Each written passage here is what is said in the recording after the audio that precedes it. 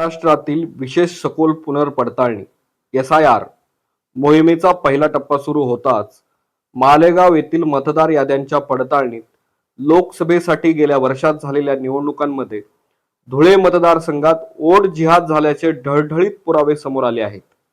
यामुळे मुस्लिम बहुल मालेगाव शहर पुन्हा एकदा राष्ट्रीय चर्चेच्या केंद्रस्थानी आले आहे.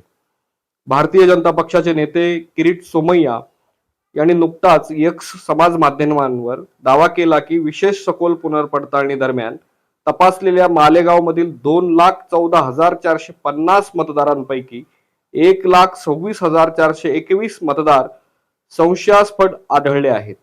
एवढेच नाही तर त्यांनी अनेक वेळा नाव नोंदणी असलेल्या काही मुस्लिम मतदारांची नावे देखील जाहीर केली आहेत. त्यांनी या संदर्भात पूर्वी मालेगावमध्ये कथितरित्या बनावट जन्मदाखले, घुसखोरी आणि मतदार यादीतील अनियमिततेचे मुद्दे पुन्हा उपस्थित केले आहेत. या दाव्यांमुळे मालेगाव पॅटर्न हा शब्द पुन्हा चर्चेत आला आहे.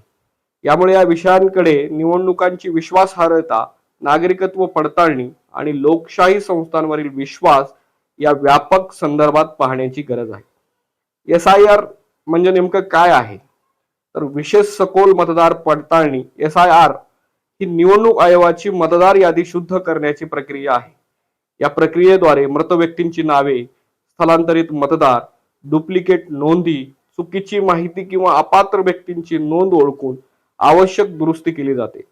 याचा मुख्य उद्देश निवडणूक प्रक्रियेवरील विश्वास कायम ठेवणे हा आहे. मात्र संवेदनशील भागात ही प्रक्रिया राबवली जाते तेव्हा तिच्या उद्दिष्टांपेक्षा अंमलबजावणीची पारदर्शकता आणि निकष अधिक महत्त्वाचे ठरतात.